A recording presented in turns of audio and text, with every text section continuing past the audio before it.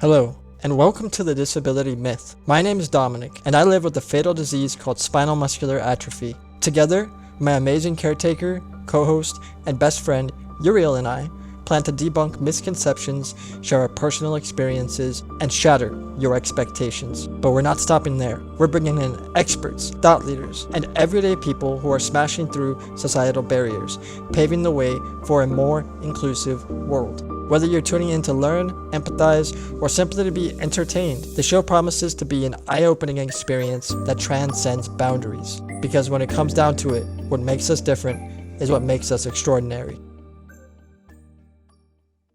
Welcome back to another episode of the Disability Myth. As you know, I am your handsome and humble host, Dominic Trevathan. Alongside me, as usual, is the equally handsome Uriel. Oh, and humble. Can't forget that. And hammy. And hammy. Don't forget Hammy. He's very hammy. So, A little bit. today, we figured we'd get back to our more intimate roots and just have a simple conversation, just the two of us, no guests today. Like the Bill Withers song. What's that? Like the Bill Withers song, man. Oh, yeah. Just the two of us. That's Wait, such a good song. is that Bill Withers? It is. Oh, hold up. I should fact check myself I don't live. know. I'm not sure about that, Chief. Oh my. Oh. Artist Bill Withers and Grover Washington Jr. I mean, I'm right. I'll give it to you. You got it. Okay, cool. Oh, So, I got scared. I'm like, oh man. just the two of us. All right. Just the two of us. So, Mm-hmm. before we kind of jump into today's episode, we thought we would just give a little bit of an apology for the lateness, the tardiness of the episode. We've both kind of had pretty busy weeks And uh, weekends. and weekends. Yeah. Cue the Sunday night football music. Oh yeah. Da, da, No, da, do. no, I swear that's not why we're late. No, I personally, I've had some stuff going on in the background. I had to go to an award ceremony the other day. I got recognized for the work I do with Cottage Rehabilitation Hospital, which I'm super humbled and honored to have been recognized at. I got the Empowerment Award, Team Empowerment Award, I believe it was called. I should probably know this because it was inscribed on a plaque that I have, but I'll fact check and post about it later on the Instagram and Facebook at the Disability Myth. Boom, boom. There's your plug. Mm-hmm. But yeah, so I've just been busy with that, looking into some website design stuff for the podcast and the brand. Because you know us, we gotta brand ourselves. Gotta get those Oh yeah. t-shirts going. Gotta get the merch pumping, you know?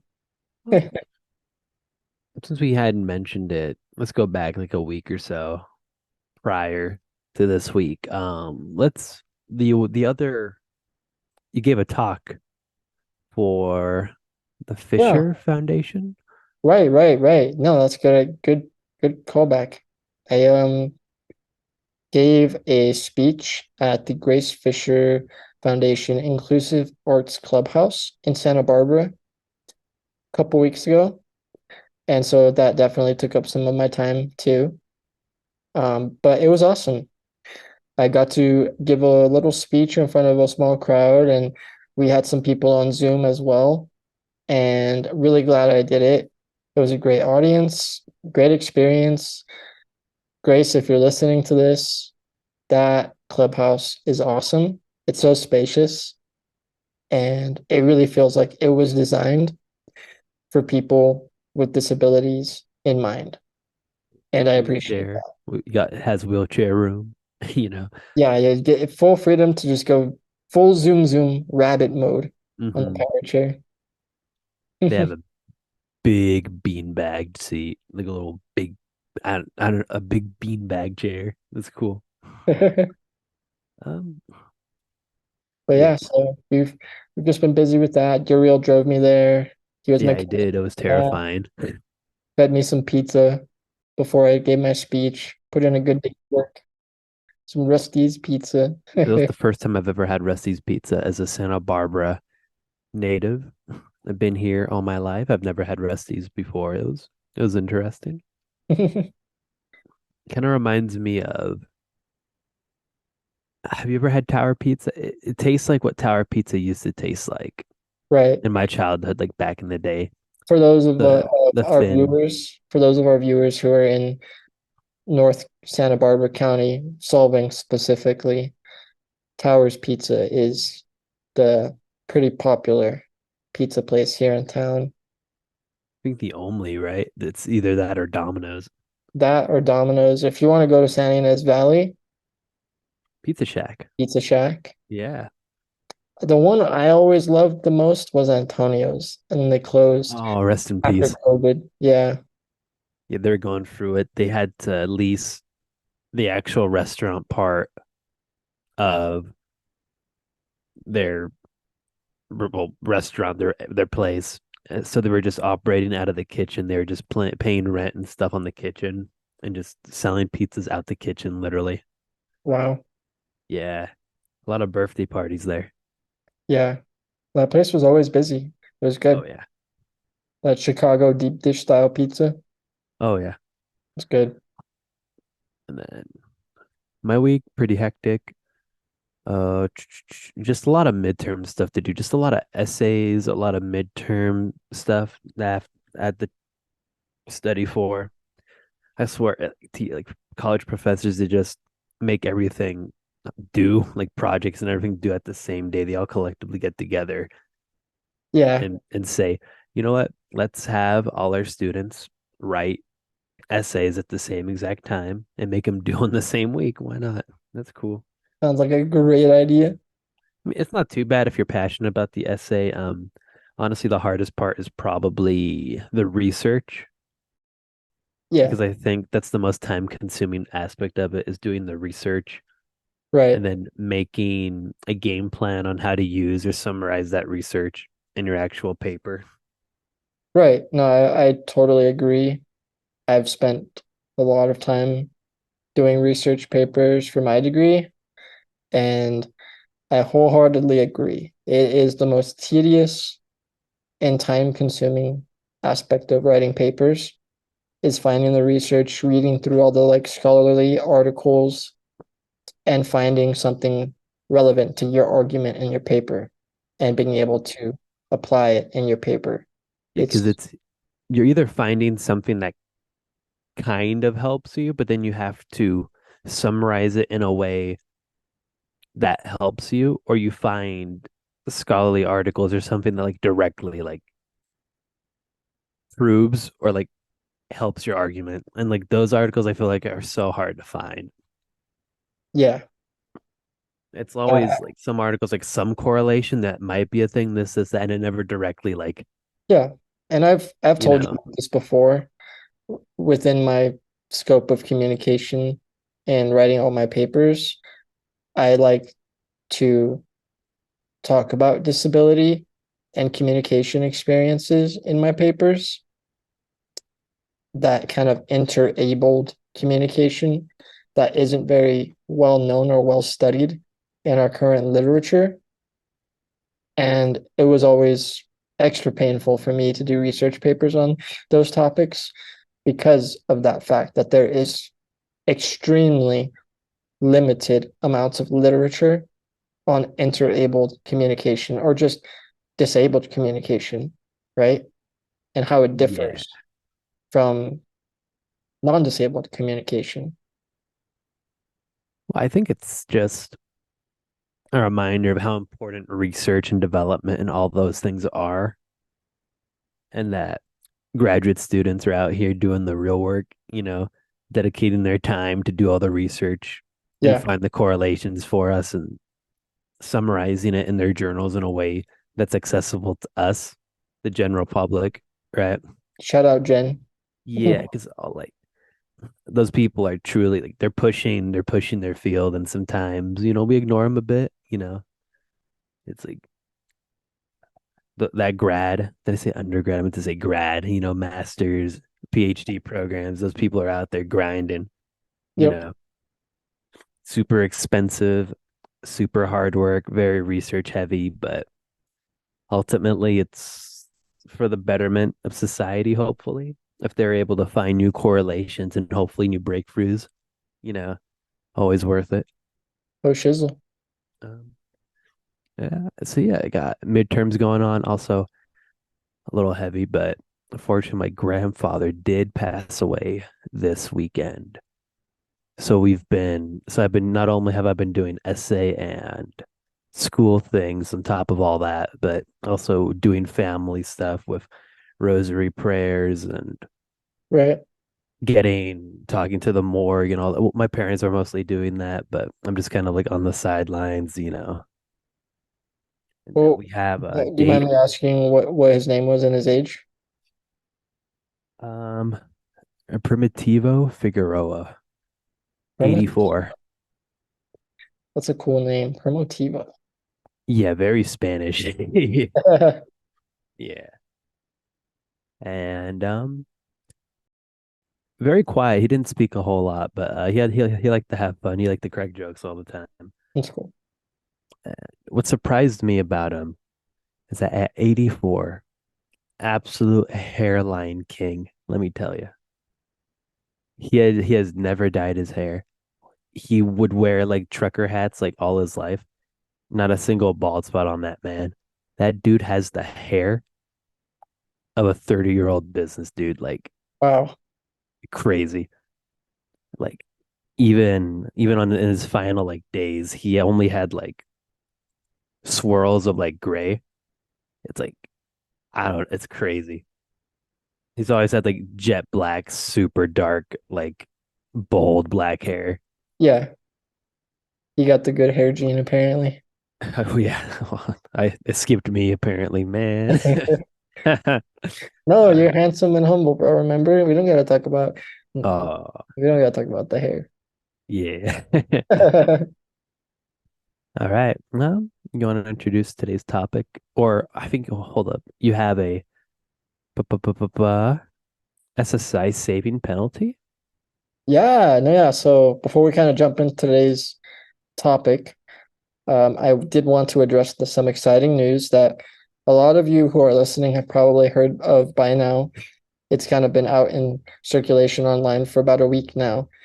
But the fact that um, the SSI Savings Penalty Elimination Act is being reintroduced to Congress. And yeah, like I said, this is really exciting because for those of us that are on SSI, that receive SSI payments that we live off of, such as myself, we are not allowed to have more than $2,000 in our bank account. Otherwise, we lose our SSI as well as any linked benefits that we are eligible for.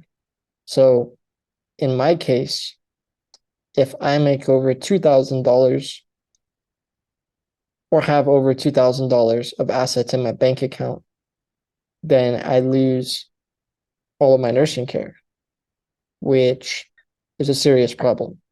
And not just my nursing care, but my IHSS hours as well. So I wouldn't have nursing care and I wouldn't have Uriel paid to take care of me at Oh, I that didn't point. know that part of it. I didn't know it extended to Fru to HSS too. That's Yeah, insane. because I receive Social Security benefits, or Social Security checks, my my Medi-Cal is linked, to my Social Security, and so my Medi-Cal is what pays for all of my care. So if I lose my Social Security status, I lose my Medi-Cal benefits as well. And they're looking to increase it, right? Yeah. So according to the act, or I'm sorry, the ARC.org, the ARC as in ARC.org, this new bipartisan bill would essentially raise the asset limit from $2,000 to $10,000, which is not a whole lot. It's not a huge improvement.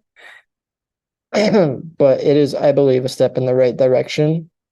And I think what's more important that's a part of this bill that may be overlooked by some is the fact that if it does get passed, that $10,000 would be indexed with inflation. So, in other words, if inflation rises, so would the amount of that $10,000 that we're allowed to have in our bank account, which is very cool. I think that's a big old win. Hopefully it gets passed. I want it to get passed. Personally, I want it to be more than 10K personally, because 10K in assets, what does that mean? Yeah. Well, and one of the main arguments for increasing the amount in the first place is, you know, people with disabilities should be able to have savings for emergencies.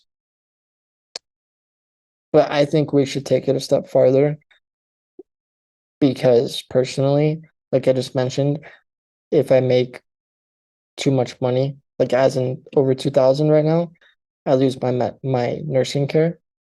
So for those of us, for individuals such as myself that require that care, who can also work, such as myself, we're not allowed to earn that much money by working because we need that care. Right. And if Well, you look at how much one would have to pay a nursing staff over the course of a year, we'll say, it comes out to about 150,000, give or take, out of pocket per year. So that's why I say $10,000, it's a nice little improvement. It's a step in the right direction. But how am I going to pay for my nursing care with $10,000 in savings? right. Let's say hypothetically you owned, I don't know how many side loaders are 10K, but let's say hypothetically you had a car that was modified for your needs. It's a side loader. You can get in, you get like strapped in and everything, right? And it's under your name. Wouldn't that count as like an asset and it was like worth a little bit over 10K, then would you just lose? So the thing about that is the government does realize that transportation is necessary for people with disabilities. So Okay. we are allowed, to have a car of value, one car. If you have two though, say say you wanted um say you were in a situation where you have a car that's old, breaking down, and you want to purchase a new car with the same modifications that would allow you to transport yourself as required. You couldn't just buy a whole nother car and keep the old one. You would have to Oh, get you'd rid have of, to you'd sell have it to sell the first car. or scrap it or Right. something. Relinquishing relinquishing it as an asset. And then you would have to purchase the next vehicle, which Got it. is entirely illogical in the first place, because how would you be able to go out and buy a new vehicle without a vehicle in the first place? Exactly. And again, like, I think they should just increase 10K. It's a win for sure, but I personally, um, you got you guys are just people, and you guys deserve medical care, Yeah, whether it be 24-hour care and all that. And I think they should just increase it a little bit past, not a yeah, little bit, but past 10K. That way you disabled people can, feel free to have multiple assets, right? Or have a little bit more disposable income and a little bit more flexibility with your cash. right. That way you I can think it's participate in this thing we call economy. yeah, You know, no, and I think it's tricky to play devil's advocate for a second here because okay. because most people with a severe physical disability, such as myself, let's face the reality of it, they're probably not working. if you need 24/7 nursing care or just care in general, I think again to go back to the first episode, the root of this whole podcast, the assumption is that person doesn't work if they need 24/7 care. I think that's a safe assumption, right? Right. But again, it's faulty. It's not 100% foolproof. When we make those assumptions, we leave out a small group of people that don't fit that mold, that don't fit that narrative, such as myself. And Right. that is why I'm so hyped about this legislation being passed because A, obviously, we have access to more money in our accounts, but B, it's a step in the right direction legislatively. If this gets passed, I'm hoping it can just kind of be expanded upon in the future, right? It leaves the door Right. open for more legislation, I think, to be passed that brings individuals living with disabilities into the equity conversation, right? Exactly. Yeah, because I was looking at these little notes, man. This thing hasn't been looked at. It's now getting revised since 1984, Right, almost 40 years. right. Since That's 1984, insane. individuals who rely on social services, social security, Medi-Cal benefits, all the above have not been eligible to keep those benefits and concurrently earn or keep more than $2,000 worth of assets. So it's bonkers. And That, yeah. yeah, like I just can't believe it took this long for it to be, reintroduced. I'm happy it Mhm. is. I'm ecstatic, but at the same time, I can't help but question why so long. Right. Yeah. Yeah. Well, at least something's getting done, Something's getting at done. least. Assuming it passes. And I see why they wouldn't. I can't see why they wouldn't pass this. Yeah, fingers crossed it gets passed. No issues. Hopefully, there's no filibusters.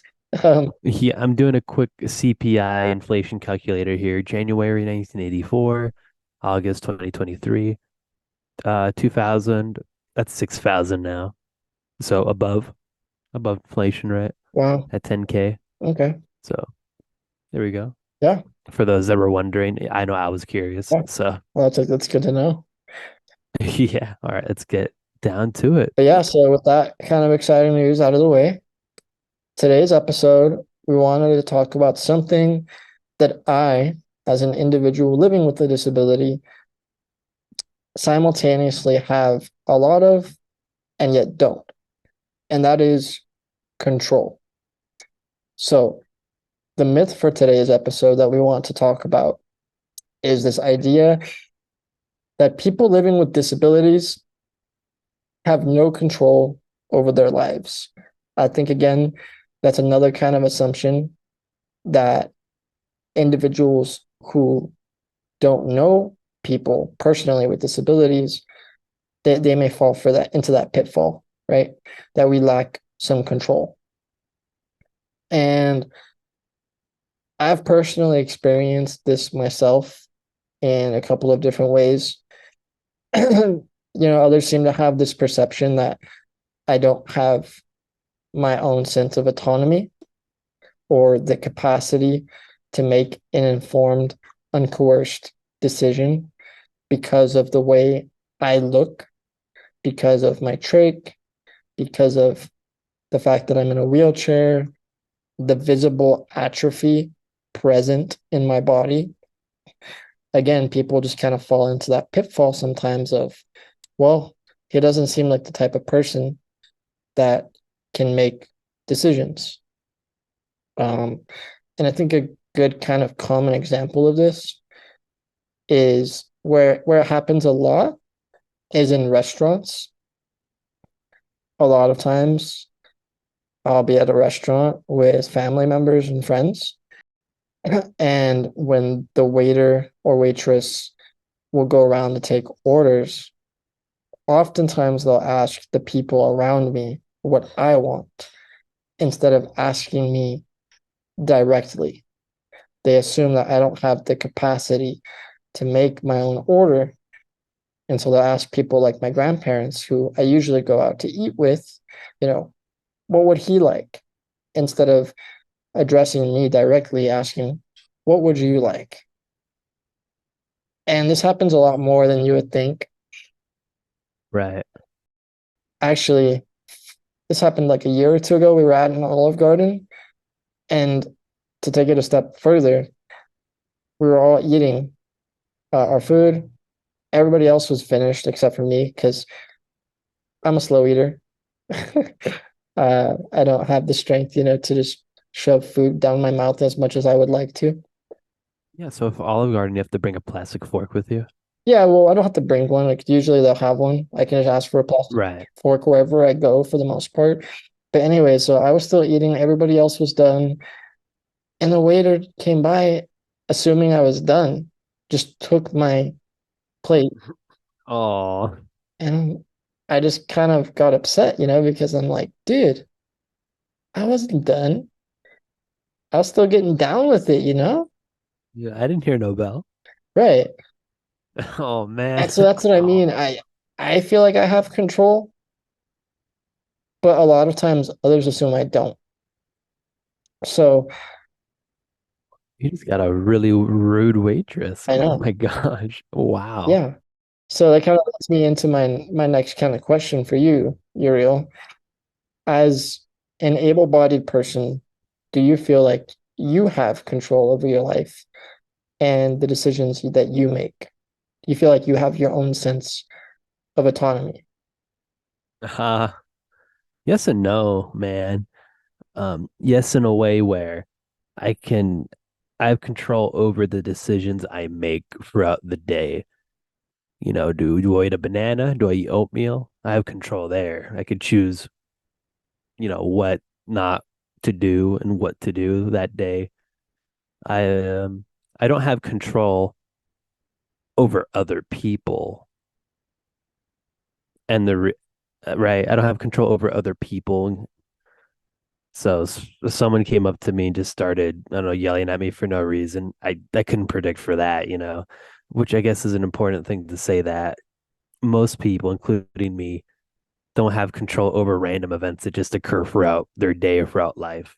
You know, Yeah, a good example is like the passing of my grandfather. Like, you know, nobody, we couldn't control that, right? It's just something that happens. But what we can control is how we react to it and how we get over it and approach it and do all that stuff, right? yes, I love that. So I want to make sure to remember to come back to this idea of you can't control other people. Um, and we'll get to that. But do you think you have more control than the average person living with a disability? Yeah, that's just kind of obvious, right? Yeah. Like I said in my example, I you have to worry about what you can lift and what you can feed yourself because you don't feel comfortable with people feeding you because we've talked about it because of the burden complex and all that. I don't actually have to worry about that. It's either banana, oatmeal, or anything I could cook, eggs, right? I could cook for myself. I could get in my car, drive off, and order something. I could go to McDonald's, right? I have a bunch of control in that. Um, it's just even in that sentence, I described a lot of things such as driving, going out, that which I feel not every disabled person has the setup. Oh, how do I word it? The means to go out when they feel like it. Some do. Yeah. Some drive on their own, Like what we right? talked about with Chelsea. We we aren't always able to kind of just go out whenever we want because Right. we rely on other people to help us go out. Yeah. So more control than the in a disabled I would say yes. Yes.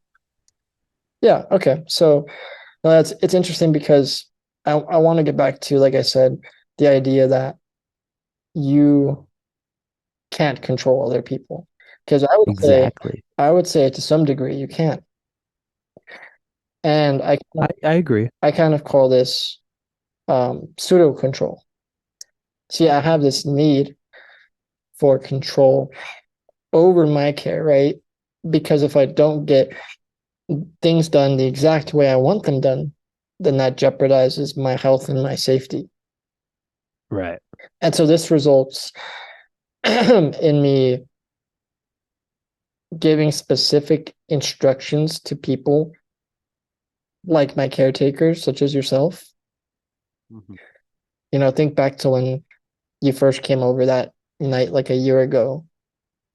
Almost a year. I think almost yeah. We're Yeah, getting it's like a year now. You've been almost working for yeah. me, just shy of a year. But think back to Mhm. that, and I was kind of walking you through all the steps of how to do everything each specific way.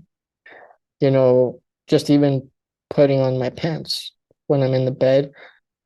I Right. told you you have to turn me back and forth and pull them up in the back on each side every time you turn me to kind of wiggle them up.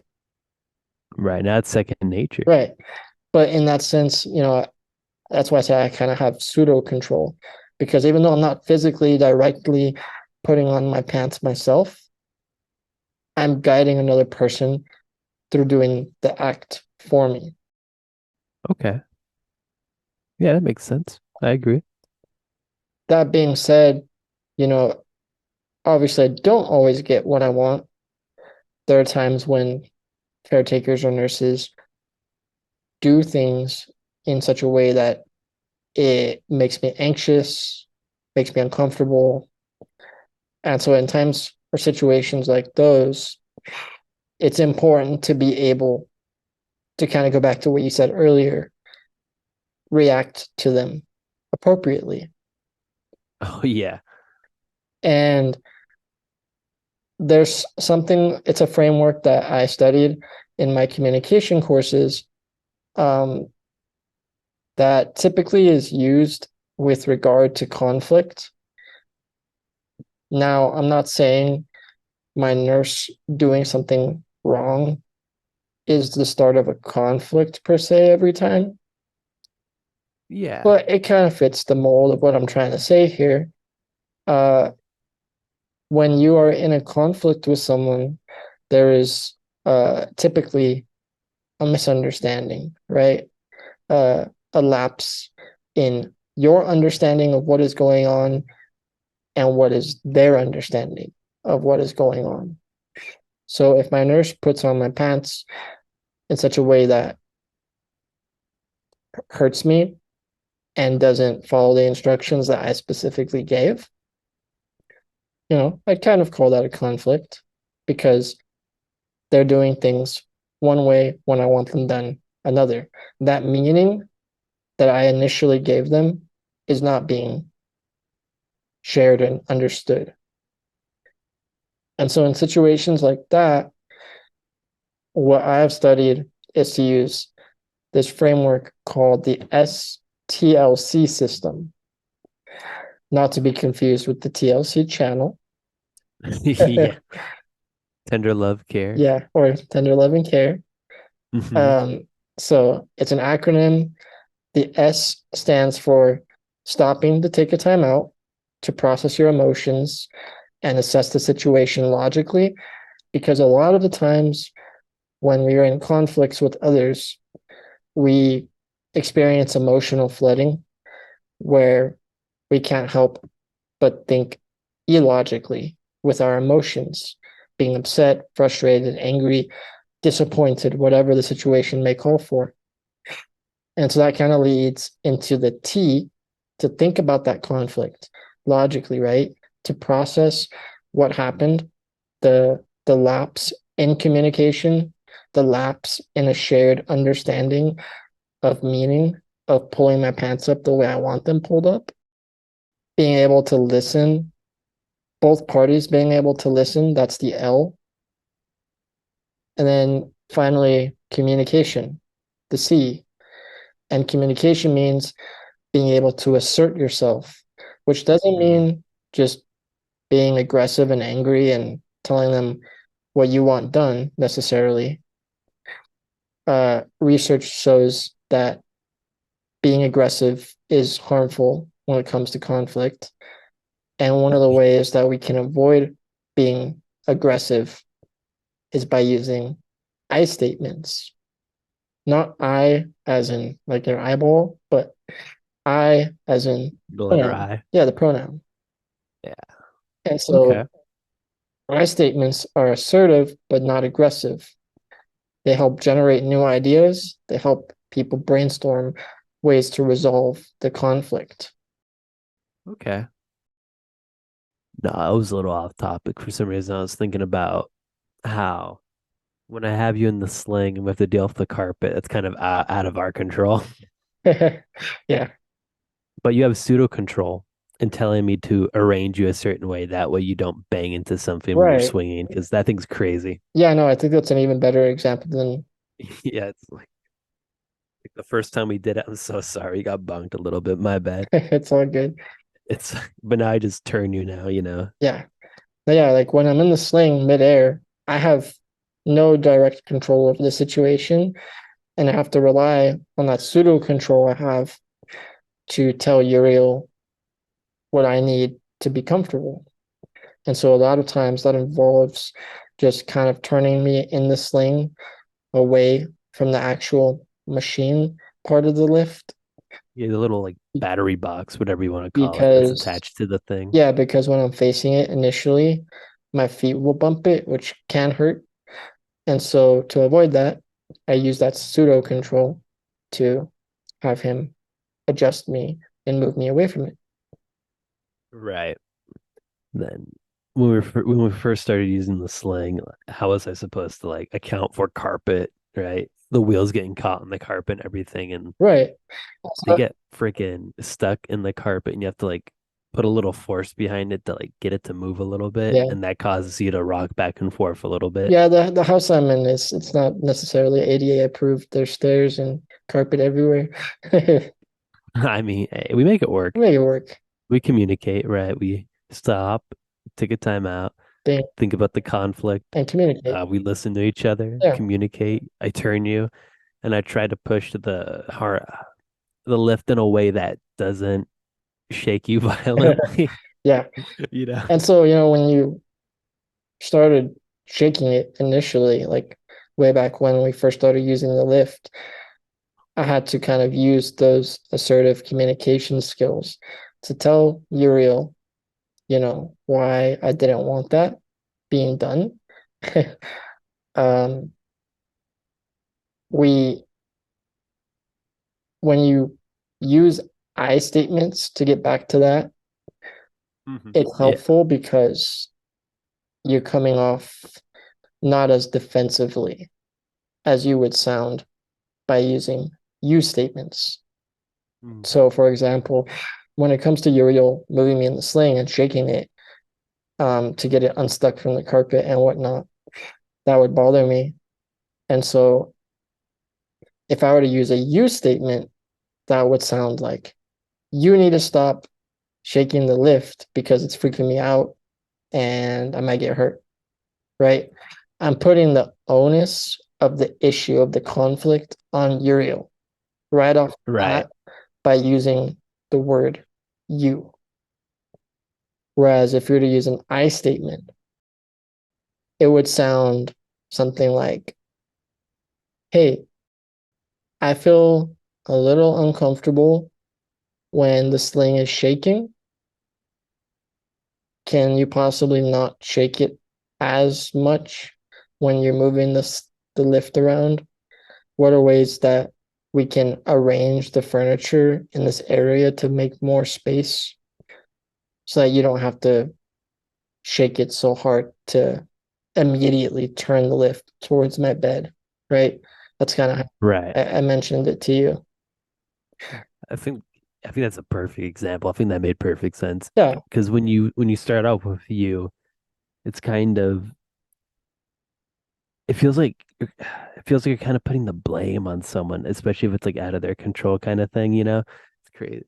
It's very antagonistic right, out the gate, right. It's you like I know? said, when you start a statement with, you need to do this, you shouldn't have done this, Yeah, you're putting the other person on guard just because of the right. nature of the language and the way that we interpret stuff like that and perceive stuff like that. It automatically puts people on guard. They feel like they Mm, need to defend themselves by saying stuff like, oh, well, if your house was more accessible, I wouldn't need to shake it this hard, right? That might be like a more aggressive kind of escalation of the call. right, right. And so that's never the point of communication, that we never want to escalate conflicts. The goal is to create, like I said, that sense of shared meaning. Hmm. And so that's why I statements are so important, because like I said, they generate new ideas. They don't automatically put people on the defensive, and it helps people be more open to new ideas and brainstorming solutions. And Okay. I think more importantly too, just by using a framework like this S-TLC system, we as individuals living with disabilities, and even those who are more able-bodied, we are expressing our own sense of autonomy. We are making this conscious choice to take action against something that we're not comfortable with. We are actively engaging in control, even though it may not feel like we have control, total control over the situation. At bare minimum, we have control, like you said, Uriel, of our reactions to stuff. And so I Yeah. think by taking the steps to use a system like this, or just make up your own system, it doesn't have to be S-TLC. Like, it's not mandatory that we all learn the system, but by making a Hmm. conscious decision to, you know, try to handle a conflict or a situation like this positively, it will typically end in a more favorable fashion for yourself, right? Right. But yeah, I don't know if you had any questions about that. I think it's a I think it's a good system, right? For just anything, especially when you interact, like I said earlier, I don't have any control over people, but you argue that I did to some extent if someone came at me, not trying to do physical harm, but just, I don't know, for some reason started saying like weird stuff, like I have control. Maybe I could use S-TLC, but I have control over, how I react to them. Right. That way it doesn't like ruin my day, you know? And not only your day, but your relationships too. Yeah. A lot of times, people with disability sense of control is directly tied, I believe, to our relationships with others. Because, like I'm always talking about, I don't have a life where I can just get up out of bed in the morning and do what I want to do. I live a very other person centric type of life where I rely on others. And one of the ways that I can put myself into a better position to receive what I want from others is by having good relationships with them. And when you don't treat others with respect, when you put them on guard and make them act defensively right off the bat, when there's any type of conflict or issue that arises, that's probably going to hurt that relationship, which is going to hurt your, or not hurt you, but could jeopardize your care and your life, right? Which opens up another whole new can of worms here. I'm not sure if you want to touch on it a bit, but for those that are using S-TLC but find themselves in a situation where they're worried about conflict or addressing certain situations with people that take care of them. Would you have any advice for that? Right off the top of my head, I would say it's tough because I overthink and I overanalyze everything. Yeah. And I'm a very indecisive person. But when you find yourself in situations like that, like I was just talking about with the whole sling and Uriel kind of shaking the lift a little aggressively sometimes. But I think it's important to just kind of like what the system says, process your emotions and your thoughts first. Don't react with your emotions in mind. Hmm. You have to be able to think in regards to both parties and how they'll take the situation, not only yourself, but the other person. Like, because, like I've been saying, it's not just about you. The other person is a big aspect of this. And so being able to process your feelings, taking the time to do so is really important. I mean, I can't remember exactly how I worded it when it first happened. Knowing myself, I probably didn't say anything. I probably waited to think on it until the next time it happened and I was ready to kind of address it. So I think that's my advice. Just try to be patient, process your feelings on the situation, and speak up and be assertive for yourself when you feel like you're ready. That's good advice. Yeah. But yeah, was there anything else that you wanted to ask or address? I know this is kind of a shorter episode because of no guest, but like I said, we just kind of wanted to have a one-on-one talk with you guys and keep it simple today. Yeah. I mean, I enjoy these. Well, I enjoy it. I enjoy when it's the two of us. And having a guest is always super fun, Right. because we get a different perspective on things. But it's always nice, this two of us hanging out for a bit, talking, a little bit more relaxing. Definitely. All right, then. Well, if you like what we had to say today, please give us that rating, 5 out of 5 stars. A ring, a ting, a click, a like. Yeah. So I noticed we kind of got a lot of ratings when we first started the podcast, and it's kind of dipped in the amount of ratings we got. So please, if you did listen and you liked what we had to say, leave us that rating. Write a nice little review if you can. Doesn't have to be a whole paragraph. It could just be something short, simple, and stupid, like good talk. Gummy bears. Yeah, exactly. And yeah, be sure to share with your friends and family. If you're not already, be sure to follow us on, of course, Instagram and Facebook at The Disability Myth, as well as on YouTube. And I think that's it. Any final thoughts? Give it a move. Oh yeah. All right, guys. Peace and love, and may the force be with you.